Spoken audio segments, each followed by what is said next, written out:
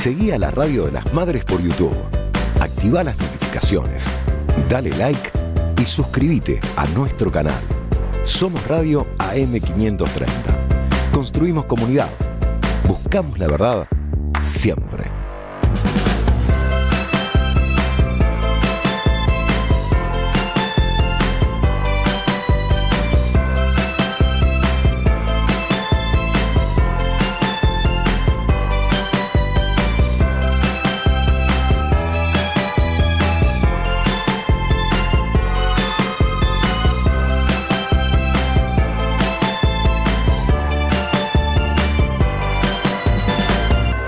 Somos Radio AM530. Construimos comunidad. Buscamos la verdad siempre.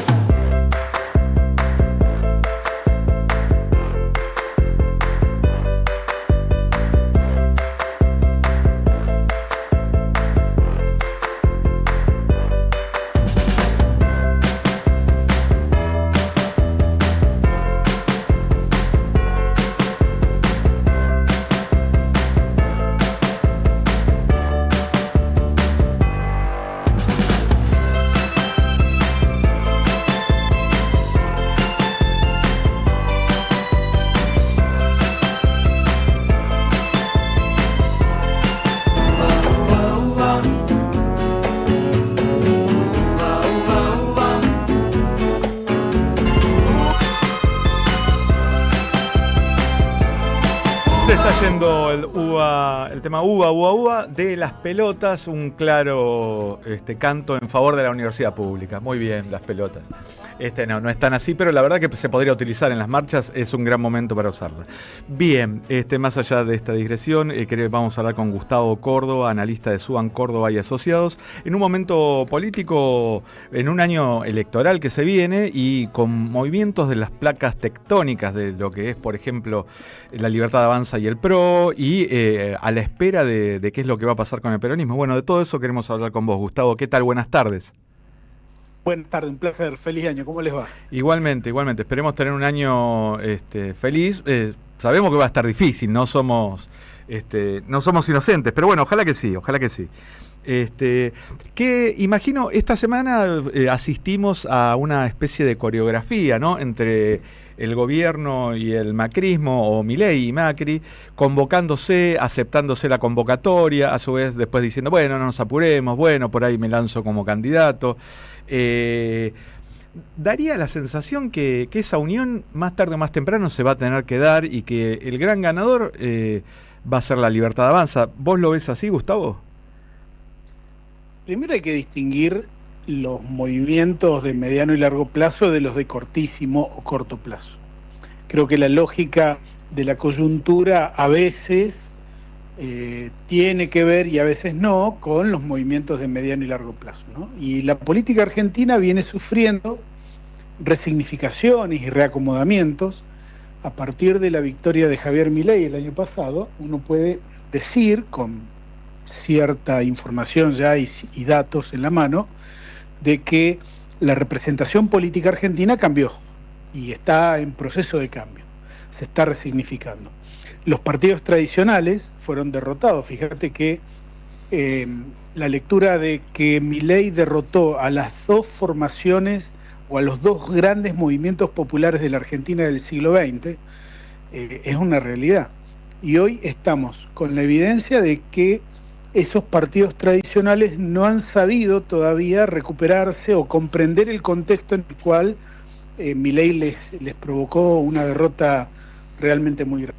Como primer lectura yo te diría, aplicándola a la coyuntura, hoy la Libertad Avanza, a pesar de que no es un partido político tradicional, tiene como movimiento político una presencia, te diría, sería la primer minoría hoy en la Argentina, sin lugar a dudas. Sí. Y la relación con el PRO y con el liderazgo de Macri, el liderazgo de Milei, que es un liderazgo, mirá, hace poco leía a mi amigo Mario Riorda que hablaba de en el desconcierto, ¿no?, en la fragmentación que hoy tiene la política argentina, en esta resignificación, el liderazgo preponderante de Milei es el elemento ordenador, ¿no? Entonces, uniendo esos dos conceptos, el de Riorda y el que yo te estaba contando, te diría, con mucha franqueza que el PRO tiene más problemas que la Libertad Avanza en este contexto, ¿no? Claro. De este pedido de alianza. ¿Por qué? Porque gran parte de los votantes del PRO ya son votantes de la Libertad Avanza. Es decir, independientemente de que hagan un acuerdo o no, yo te diría, sin temor a equivocarme, que gran parte de los que votaron a Patricia Bullrich en la primera vuelta electoral allá por octubre del año pasado, ya son votantes de Milei. El problema que se presenta a Milei es que la Libertad Avanza se constituyó con votos que tienen también origen en el peronismo. Un tercio del voto del núcleo duro de Milei de hoy tiene origen en esa fuerza. Votantes del conurbano, votantes del NEA, del NOA, que serían reactivos a la incorporación de una alianza tan frontal con Mauricio Macri, ¿no? Entonces yo te diría, está para ver, está muy interesante cómo resuelven esta ecuación. Yo te diría, desde el punto de vista de los liderazgos y de los acuerdos por fuera del sistema, yo creo que va a ser más lento, ¿no? Porque en realidad al gobierno hoy no le conviene o no le convendría tanto cerrar filas con Macri, sobre todo pensando que hay algunos distritos, sobre todo aquellos donde se eligen senadores, que le conviene ir separado, porque por allí la cosecha de bancas en la Cámara Alta puede ser significativamente mayor. Es un tema muy interesante ese. En definitiva, estamos hablando de que se va aglutinando un bloque, más allá que sea formal esa alianza o no, desde abajo los votantes encontraron en la propuesta de la Libertad Avanza muchas de las cosas que buscaban en Macri. Ahora bien, del otro lado, ¿cómo se hace? Porque el peronismo parecería que no se termina de despertar, no se terminan de consolidar esos liderazgos, ni las propuestas, por más que faltan, ¿no? Para las elecciones. Pero en la medida que siga este status quo, pareciera que sí, que quien va a salir fortalecido es Milei. Mira, yo creo que la política y la economía en la Argentina van por carriles paralelos y separados. Creo que todo lo que pasa en la interpretación de la agenda política, el gobierno comete errores, algunos groseros, sobre todo en política exterior, en política interior. Bueno, todo lo que sabemos del aspecto de la crueldad de la mirada política que tiene el gobierno de cómo es la relación con la sociedad argentina, ¿no? Esto de pagar el ajuste con los jubilados, la transferencia, digamos, de recursos del Estado social, por decirlo de alguna manera, a comprar armas y aumentar los gastos en inteligencia, porque no vino a destruir el Estado, me parece, ¿no? Está construyendo un Estado de extrema derecha. Tal cual. Y esto me parece que de alguna manera la sociedad no lo compra al 100%. Pero cuando hablamos de economía, allí las cosas toman otro cariz. ¿Por qué? El hecho objetivo es que este gobierno ha bajado la inflación. Uno podría argumentar, bueno, pero lo ha hecho primero la subió mucho de las economías del país, ¿no? Sí, del consumo, de la producción. Aumento de la pobreza, de la indigencia. Correcto. Pero para el votante núcleo duro de Milei, que incluso reconoce que hoy está peor que hace un año atrás, que reconoce todo lo que uno le pueda decir en términos argumental o narrativo respecto de que antes estaba mejor que ahora, ese votante tiene la expectativa favorable de que como Javier Milei, a quien votó para presidente, bajó la inflación, sin importar cómo y sin importar las consecuencias, ese votante todavía cree que Milei va a sacar el país adelante, ¿no? Entonces, el criterio ordenador de la realidad política argentina hoy no es la política, sino que tiende a ser más las expectativas económicas, y ahí es una cuestión ya de fe, ¿no es cierto? Porque los que tenemos alguna cana ya en la cabeza sabemos que este esquema de dólar tan barato, este esquema de apertura irrestricta de importaciones, de caída de la producción interna, se paga, y se paga feo, ¿no? Se paga mal, y lo pagamos todos. Pero bueno, hay mucha gente que todavía tiene confianza de que este esquema puede subsistir, ¿no? Claro. Usted recién pintaba ese cuadro que coincidimos plenamente, que lo hemos vivido muchos argentinos, y que cuando cae muy fuerte y lastima como siempre a los que menos tienen. Y pensaba, bueno, para unos cuantos, para una parte importante de la sociedad esto está muy claro. Y sin embargo, no veo tantos discursos tan claros a nivel político o de representación social. Por ejemplo, la CGT.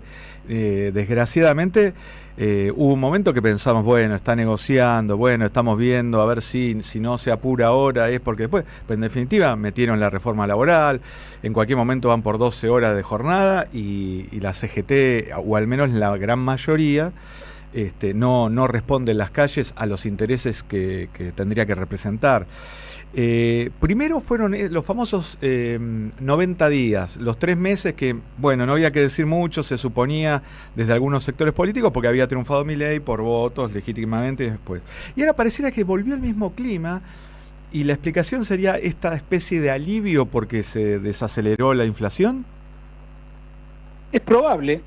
No hay que descartar ni disminuir el impacto que tiene para la vida de muchas personas en la Argentina que tengamos una inflación acotada y tranquila, por decirlo de alguna manera, a pesar de que la mayoría de los precios relativos de la economía nuestra siguen aumentando, ¿no? Sí, sí. Y ahora en dólares. Eso es mucho más relevante, claro, que otras cosas que también son importantes, qué sé yo, la transparencia en la información del Estado, ¿no? El respeto y el buen trato a la libertad de expresión y a los medios de comunicación y a los periodistas, que este gobierno es realmente un desastre en ese aspecto. Pero hay gente que le da el acento a esa cuestión económica de expectativas. Por eso creo que el año electoral se va a explicar exclusivamente desde esa perspectiva, ¿no? Incluso voy a ser más profundo en esta idea, porque pensando que el gobierno incluso puede tener un momento difícil con una devaluación, que nadie la descarta por estos días, esto lejos de constituir un margen de aprovechamiento para la oposición, el gobierno tiene una gran ventaja en que la oposición tiene un nivel de fragmentación tan grande que aún en un momento de debilidad extrema del gobierno, la oposición no va a lograr juntar todos los pedazos para derrotar al gobierno. Esto es muy interesante de verlo, porque Macri, por ejemplo, en el 2015 juntó a todo el antikirchnerismo y pudo ganar las elecciones. Hoy, si alguien de la oposición quisiese juntar a todo el antimileísmo, no podría hacerlo, porque hay sectores que son más antikirchneristas que antimileístas hoy en la política argentina. Esa es la gran trampa de los argentinos. Me hace acordar a... hubo de diferentes momentos en el Congreso durante el 2024 donde algunos representantes, ya sea diputados o senadores radicales, argumentaban que no querían...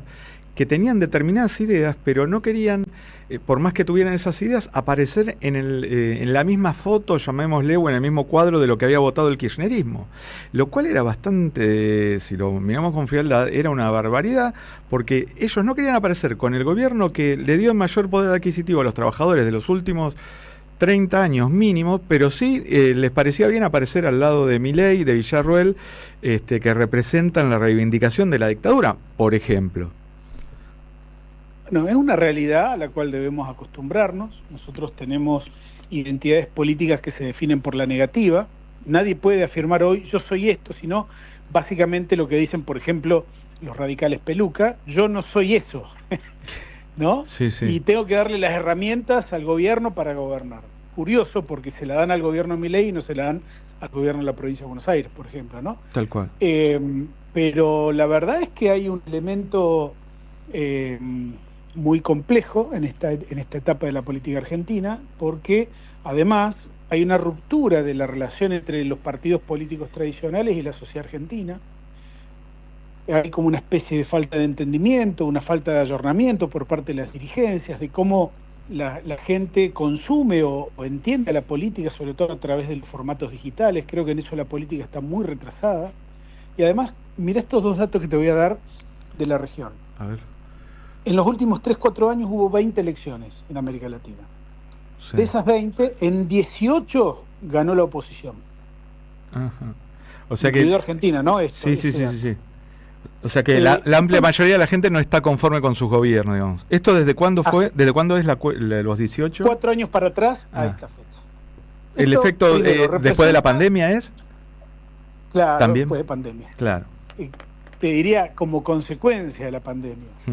Quedaron sociedades que tienen determinado nivel de demandas y de expectativas que los gobiernos, sean de izquierda o de derecha, progresistas o conservadores, o como querramos llamarlos, no tienen las herramientas como para poder satisfacerlas, ¿no? Es una realidad. Ya no importa tu signo ideológico, si sos oficialista tenés muchas más chances de perder que de ganar.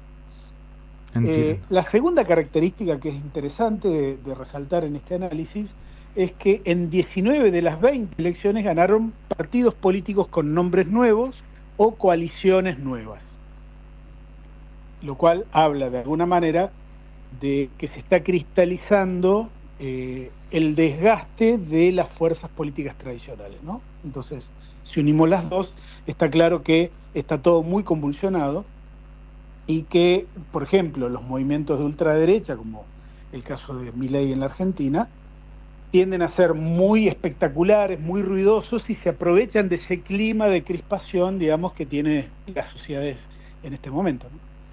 Sí, es muy interesante esa información que registraron. Y que un gobierno se alimente de esta crispación, porque yo me acuerdo que le decían crispación a Cristina Fernández y lo comparamos con esto y no tiene ni punto de comparación.